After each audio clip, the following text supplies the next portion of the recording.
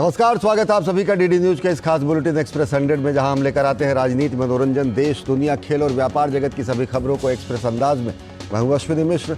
देखिए खबरें तेज रफ्तार से। मध्य प्रदेश, राजस्थान और छत्तीसगढ़ में विधानसभा चुनाव के नतीजे आने के बाद सरकार गठन की तैयारियां तेज हो गई हैं। भाजपा की जीत वाले तीनों राज्यों में नए मुख्यमंत्रियों पर लोगों की नजरें लगी हुई हैं। छत्तीसगढ़ में आज भाजपा विधायक दल की होगी बैठक। मुख्यमंत्री के नाम पर लग सकती है मोहर। बैठक में केंद्रीय पर्यवेक्षक अर्जुन मुंडा, सर्बानंद सोनोवाल और दुष्यंत गौतम रहेंगे मौजूद। मध्य प्रदेश में सोमवार को भाजपा विधायक दल की बैठक होगी। मध्य प्रदेश में केंद्रीय पर्यवेक्षक मनोहर लाल खट्टर, डॉक्टर के लक्ष्मण, आशा लाकड़ा सहित पार्टी के वरिष्ठ नेता रहेंगे मौजूद। राजस्थान में मुख्यमंत्री पद के लिए भारतीय जनता पार्टी में पशोपेश अभी भी जारी है। कल होने वाली भाजपा विधायक दल की बैठक में केंद्रीय पर्यवेक्षक भी उपस्थित रहेंगे। तीनों राज्यों में होने वाली भाजपा विधायक दल की बैठक की इस कवायद के बाद तीनों राज्य में मुख्यमंत्री के नाम का ऐलान किया जाएगा। लोकसभा चुनाव 2024 की तैयारियों का जायजा लेने के लिए बसपा की राष्ट्रीय अध्यक्ष मायावती ने आज लखनऊ में पार्टी की राष्ट्रीय स्तर की बैठक बुलाई है। पटना में 26वीं क्षेत्रीय परिषद की बैठक आज। केंद्रीय गृह एवं सहकारिता मंत्री अमित शाह करेंगे बैठक की अध्यक्षता। बिहार, पश्चिम बंगाल, उड़ीसा, झारखंड राज्य में बैठक में होंगे शामिल। बैठक में सदस्य राज्यों के मुख्यमंत्रियों के साथ साथ प्रत्येक राज्य से 2 वरिष्ठ मंत्री भी लेंगे हिस्सा। क्षेत्रीय परिषद की प्रत्येक बैठक में राष्ट्रीय महत्व के अनेक मुद्दों पर होती है चर्चा। साथ ही राष्ट्रीय स्तर के सामान्य हित के विषयों पर होता है मंथन। वर्ष 2014 से अब तक पिछले 9 वर्षों में विभिन्न क्षेत्रीय परिषदों की कुल 55 बैठकें हुई। इनमें स्थायी समितियों की 29 बैठकें और क्षेत्रीय परिषदों की 26 बैठकें शामिल हैं। आज मानवाधिकार दिवस है। उपराष्ट्रपति जगदीप धनखड़ नई दिल्ली स्थित भारत मंडपम में आयोजित मुख्य समारोह में मुख्य अतिथि के तौर पर शामिल होंगे। उपराष्ट्रपति जगदीप धनखड़ आज अपने 1 दिवसीय दौरे पर जमशेदपुर पहुंचेंगे। अपनी इस यात्रा के दौरान उपराष्ट्रपति 2 प्रतिष्ठित शैक्षिक संस्थानों को संबोधित करेंगे। उपराष्ट्रपति सबसे पहले जेवियर स्कूल ऑफ मैनेजमेंट के प्लेटिनम जुबली समारोह में मुख्य अतिथि के तौर पर शामिल होंगे। उसके बाद वे आईआईटी धनबाद के 43वें दीक्षांत समारोह को संबोधित करेंगे। आंध्र प्रदेश में राजमुंद्री हवाई अड्डे पर आज रखी जाएगी नए टर्मिनल भवन की आधारशिला। बढ़ी हुई क्षमता और आधुनिक सुविधाओं वाला यह हवाई अड्डा आंध्र प्रदेश के विमानन और आर्थिक विकास में नई उपलब्धि साबित होगा। श्री राम जन्मभूमि तीर्थ क्षेत्र के महासचिव चंपत राय ने ट्वीट किया, भगवान श्री राम लला का गर्भगृह लगभग तैयार है। हाल ही में लाइटिंग फिटिंग का काम भी पूरा हो गया है। अयोध्या में बन रहे भव्य राम मंदिर के उद्घाटन के पहले प्रख्यात लेखक हेमंत शर्मा की किताब राम फिर लौटे का विमोचन किया गया। राष्ट्रीय स्वयंसेवक संघ के सर कार्यवाह दत्तात्रेय होसबोले ने दिल्ली के अंबेडकर इंटरनेशनल सेंटर में आयोजित कार्यक्रम में किताब का विमोचन किया। दत्तात्रेय होसबोले ने कहा कि कुछ लोगों ने अनावश्यक इतिहास को दबाकर अपना नैरेटिव चलाने की कोशिश की। राम मंदिर के लिए आंदोलन 1-2 बार नहीं बल्कि 72 बार हुए। जम्मू कश्मीर में शनिवार शाम श्रीनगर के बाहरी क्षेत्र में हमदनिया कॉलोनी में आतंकवादियों ने गोलीबारी की, जिससे एक पुलिसकर्मी घायल हो गया। घायल पुलिसकर्मी को उपचार के लिए तत्काल निकट के अस्पताल में भर्ती किया गया। एनआईए ने कर्नाटक, महाराष्ट्र में करीब 44 जगहों पर छापेमारी के बाद 15 लोगों को गिरफ्तार किया है। ये लोग आईएसआईएस के लिए काम कर रहे थे। इसके साथ ही इन लोगों के पास से आपत्तिजनक सामग्री बरामद हुई है।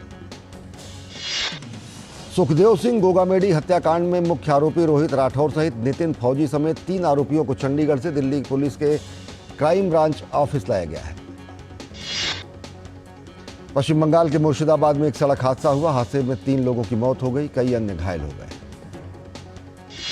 विदेश मंत्री डॉक्टर एस जयशंकर ने फिलिस्तीन के प्रधानमंत्री से फोन पर बातचीत की।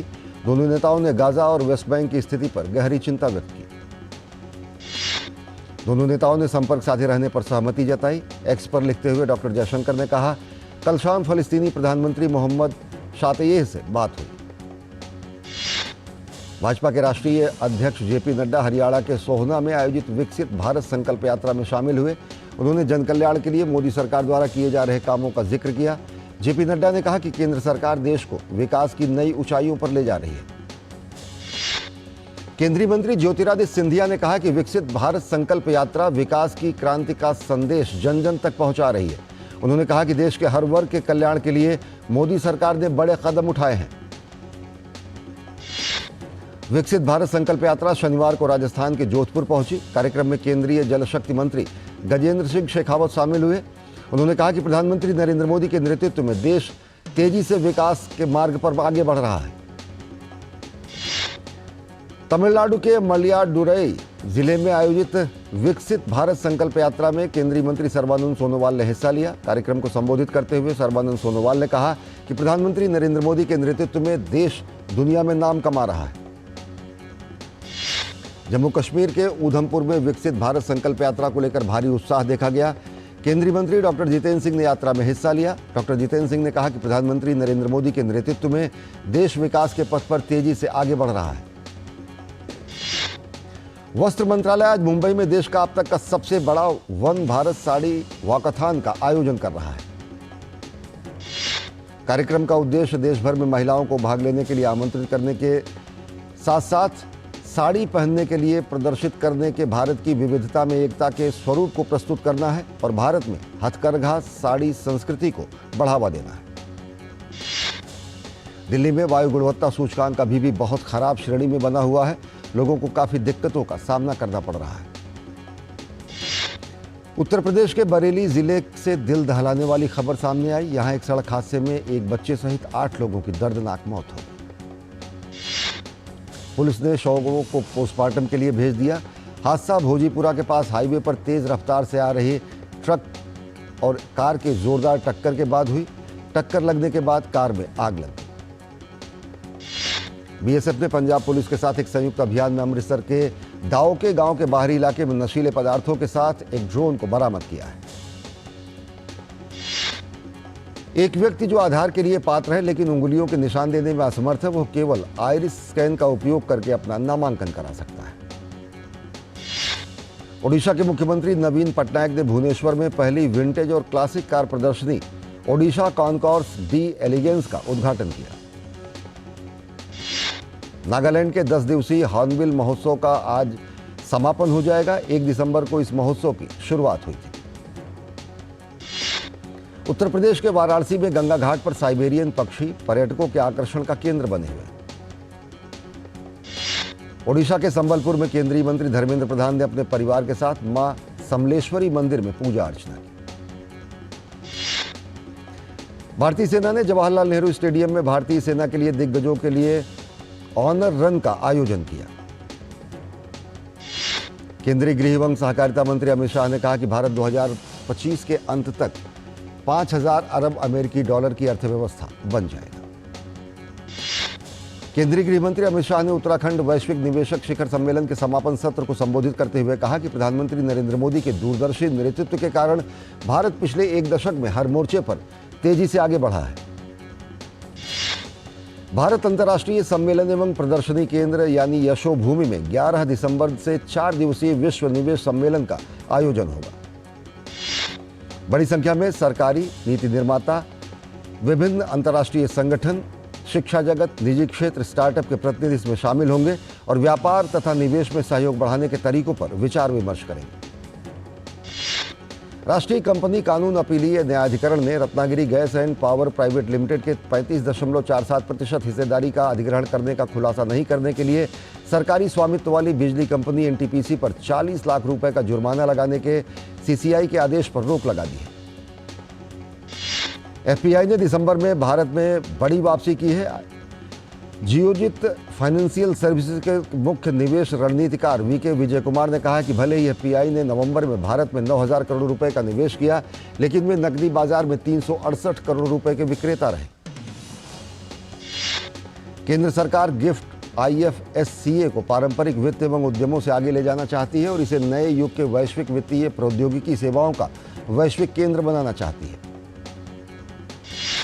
Gujarat international finance take gift city में इन्फिनिटी फोरम 2.0 को संबोधित करते हुए प्रधानमंत्री नरेंद्र मोदी ने कहा कि मुझे विश्वास है कि गिफ्ट सिटी के उत्पाद और सेवाएं दुनिया के सामने आने वाली चुनौतियों को हल करने में मदद करेंगी और आप सभी हितधारकों की इसमें बड़ी भूमिका होगी। अडानी एनर्जी सॉल्यूशंस के पारेषण कारोबार के प्रमुख विमल दयाल को अडानी इंफ्रास्ट्रक्चर इंडिया का सीईओ नियुक्त किया गया है। दयाल अब कंपनी की ताप, नवीकरणीय ऊर्जा और हरित हाइड्रोजन परियोजना के कार्यान्वयन की देखरेख करेंगे। शोध संस्थान GTRI ने कहा कि सरकार के लिए विभिन्न निर्यात क्षेत्रों में प्रदान की गई ब्याज छूट योजना के वास्तविक लाभार्थियों की पहचान करना बेहद महत्वपूर्ण है। और बुलेटिन में वक्त हो चला एक छोटे से ब्रेक का, देखते रहिए DD news. Earlier we were having DCBS system. We got transferred to NPS from DCBS. NPS was found to be more employee friendly, flexible, transparent, and beneficiary can choose their options. Transition was very smooth. NPS has created app-based systems and online systems, so everything is digitized. It's very helpful and convenient. अपने बेहतर कल को सुनिश्चित करने के लिए NPS जरूरी है। ब्रेक के बाद आप सभी का स्वागत है। देखिए खबरें तेज रफ्तार से।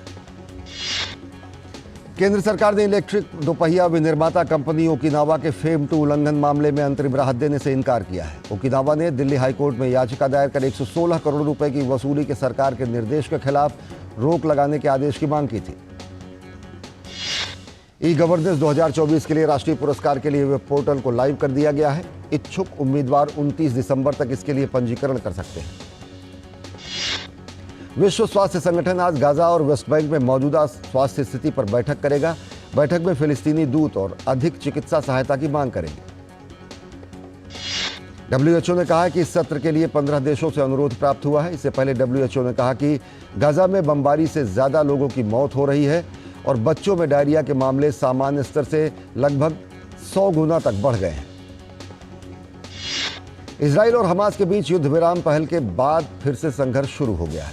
कल हमास ने एक वीडियो फुटेज जारी किया। इसमें हमास के लड़ाके गाजा शहर के भीतर इजरायली सैन्य ठिकानों पर हमला करते दिख रहे हैं।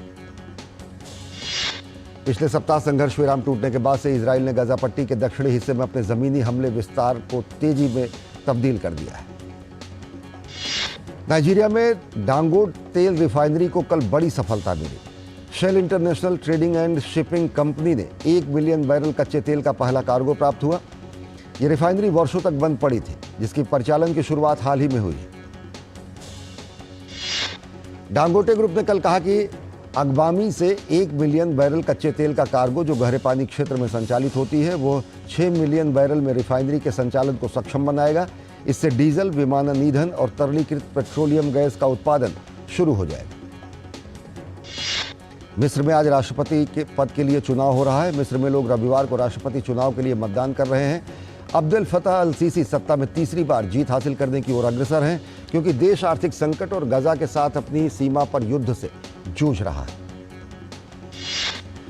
यूरोपीय संघ कृत्रिम बुद्धिमत्ता के उपयोग और नियंत्रण के नियमों को लेकर चल रहे अस्थायी समझौते पर पहुंच गया है। समझौते के बाद सरकार बायोमेट्रिक और चैट GPT जैसे AI सिस्टम के नियंत्रण के लिए प्रभावी कदम उठा सकेगी।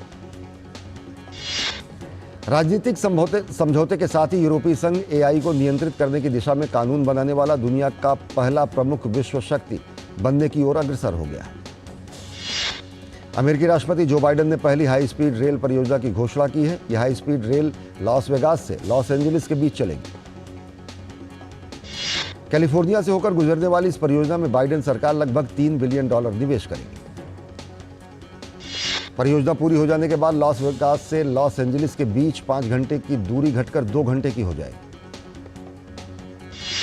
हिजबुल्लाह ने शनिवार को कहा कि दक्षिणी सीरिया में संगठन के संचालन के प्रभारी अली मूसा डगडॉग का बेटा हसन अली डगडॉग कथित तौर पर इजरायली ड्रोन हमले में मारा गया है। अली मूसा डगडॉग अमेरिकी सेना पर हमला करने के लिए इराक में ईरानी समर्थक लड़ाकों को प्रशिक्षण देने के लिए जिम्मेदार माना जाता था। उसे 2007 में इराक में अमेरिकी सेना ने हिरासत में लिया था, लेकिन बाद में रिहा कर दिया गया था। बगदाद स्थित अमेरिकी दूतावास परिसर में असामाजिक तत्वों ने मोर्टार से हमला किया। हालांकि इस हमले में किसी के हताहत होने की कोई खबर नहीं है। यह पिछले 1 साल में दूसरी बार है जब अमेरिकी दूतावास पर मोर्टार से निशाना बनाया गया। हमले का जवाब देते हुए इजरायली सेना ने लेबनान में हिजबुल्लाह की एक निगरानी चौकी को निशाना बनाते हुए इसे नष्ट कर दिया है। जर्मनी के चांसलर ओलाफ स्कोल्ज ने अपनी पार्टी के सदस्यों को संबोधित करते हुए कहा कि जर्मनी अपने सहयोगी देश यूक्रेन के लिए समर्थन जारी रखेगा और यदि जरूरत पड़ी तो इससे आगे भी बढ़ाएगा। स्कोल्ज ने कहा कि जर्मनी में रह रहे यूक्रेनी शरणार्थियों के लिए उनकी सरकार ने जो काम किया है उस पर उन्हें गर्व है। इटली के टिवोली शहर में एक अस्पताल में आग लग जाने के कारण 3 बुजुर्गों की जलकर मौत हो गई, जबकि कई अन्य लोग घायल हो गए। अग्निशमन विभाग ने एक विशेष अभियान चलाकर अस्पताल में फंसे लगभग 200 लोगों को सुरक्षित निकाला। इटली के अग्निशमन विभाग ने एक विशेष अभियान चलाकर अस्पताल में फंसे 200 लोगों को बाहर निकाला। सभी लोगों की सुरक्षित निकासी के लिए काफी प्रयास किया गया। इजराइल में किबुत्ज बेरी समुदाय की बस्ती के लोगों ने शनिवार को कहा कि वहां के एक निवासी सहर बरूज, जिसे 7 अक्टूबर को अगवा कर लिया गया था, हमास की कैद में उसकी मौत हो गई। हमास ने सहर बारूक के छोटे भाई ईदान को भी 7 अक्टूबर को मार डाला था। हमास ने सहर बारूक के छोटे भाई ईदान को 7 अक्टूबर को मार दिया था। पहले इन्हें अगवा कर लिया गया था। पहले खेलो इंडिया पैरा गेम्स की राजधानी दिल्ली में आज से शुरुआत होने जा रही है। गेम्स में 1400 से अधिक प्रतिभागियों के हिस्सा लेने की उम्मीद है। प्रतियोगिता में सर्विसेज स्पोर्ट्स कंट्रोल बोर्ड सहित 32 राज्यों एवं केंद्र शासित प्रदेशों के प्रतिभागी हिस्सा लेंगे। खेल स्पर्धाएं 3 साई स्टेडियम में आयोजित होंगी। पैरा एथलेटिक्स, पैरा निशानेबाजी, पैरा तीरंदाजी, para football, para badminton, para table tennis और पैरा भारोत्तोलन सहित 7 स्पर्धाओं का आयोजन होगा। दक्षिण अफ्रीका के दौरे पर गई भारतीय क्रिकेट टीम आज डरबन में किंग्समीड स्टेडियम में मैदान पर उतरेगी और 3 T20 सीरीज का पहला मुकाबला खेलेगी। टीम इंडिया की कमान सूर्य कुमार यादव को दी गई है। भारत और दक्षिण अफ्रीका के बीच अब तक 24 T20 मैच खेले गए हैं, जिनमें से टीम इंडिया ने 13 और अफ्रीका ने 10 मुकाबलों में जीत हासिल की है। किंग्समीड स्टेडियम में भारतीय टीम ने 3 मुकाबले खेले हैं और इन सभी में उसे जीत हासिल हुई। इंग्लैंड की महिला टीम ने दूसरे T20 मुकाबले में भारत को 4 विकेट से हरा दिया। इस जीत के साथ इंग्लैंड ने सीरीज अपने नाम करते हुए 2-0 की अजय बढ़त बना ली। भारतीय टीम से जीत के लिए मिले 81 रन के लक्ष्य को इंग्लैंड ने 6 विकेट खोकर 11 ओवर और 2 गेंदों में जीत हासिल कर ली। दिग्गज मेग लैंगिंग के संन्यास लेने के बाद एलिसा हीली को ऑस्ट्रेलिया महिला क्रिकेट टीम की सभी पूर्णकालिक प्रारूपों का कप्तान नियुक्त किया गया है। हीली इस महीने भारत दौरे से अपनी नई भूमिका की शुरुआत करेंगे। 2024 महिला प्रीमियर लीग के लिए खिलाड़ियों का आज ऑक्शन हुआ। एनाबेल सदरलैंड और काशवी गौतम को 2-2 करोड़ रुपए मिले। ये खिलाड़ी नीलामी में सबसे महंगी प्लेयर बनी। वहीं वृंदा दिनेश को 1.5 करोड़ रुपए हासिल हुए।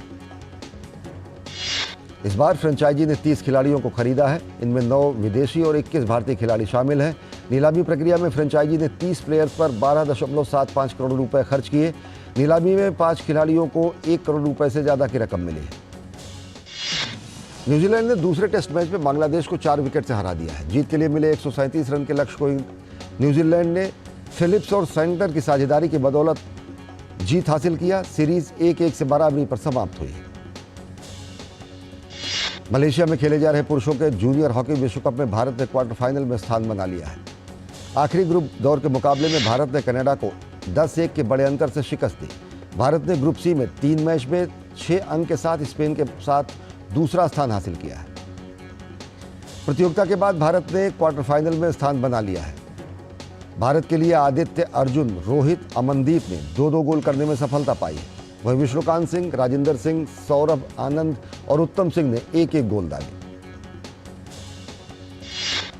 भारतीय कुश्ती महासंघ के चुनाव 21 दिसंबर को होंगे और उसी दिन नतीजों की घोषणा कर दी जाएगी। निर्वाचन अधिकारी जस्टिस रिटायर्ड MM कुमार ने के कार्यालय द्वारा जारी बयान में कहा गया है कि मतगणना के नतीजे की घोषणा 1 दिन में ही हो जाएगी। चुनाव के नतीजे पंजाब और हरियाणा उच्च न्यायालय में लंबित रिट याचिका के नतीजे पर निर्भर होंगे। चुनाव आम सभा की विशेष बैठक के दौरान होंगे और 7 अगस्त को बनाई गई मतदाता सूची के अनुरूप किए जाएंगे। निक किर्गियास को अगले साल जनवरी में होने वाले साल के पहले ग्रैंड स्लैम ऑस्ट्रेलियन ओपन में नहीं खेलने का उन्होंने फैसला किया है। लंबे समय से चोट के कारण कोर्ट से दूर चल रहे किर्गियास ने पूरी तरह से फिट नहीं होने के कारण ये फैसला लिया है। विक्की कौशल ने कैटरीना की शादी की दूसरी सालगिरह पर बधाई दी है। उन्होंने कहा कि उड़ान और जीवन में मनोरंजन, इसे जारी रखो। दिग्गज बॉलीवुड स्टार धर्मेंद्र का शुक्रवार को जन्मदिन था। उन्होंने इस खास दिन के लिए मिले प्यार के लिए सबका आभार व्यक्त किया है। उन्होंने एक वीडियो जारी किया और प्रशंसकों द्वारा भेजे गए साफा को उन्होंने पहना और फूल का गमला पकड़े हुए वीडियो में नजर आए। बिग बॉस सीजन 17 के वीकेंड का वार में सलमान खान ने कहा कि घर को सिर्फ ईशा, अंकिता और मन्नारा चला रही हैं, बाकी घर वाले अनजान और खोए हुए लग रहे हैं।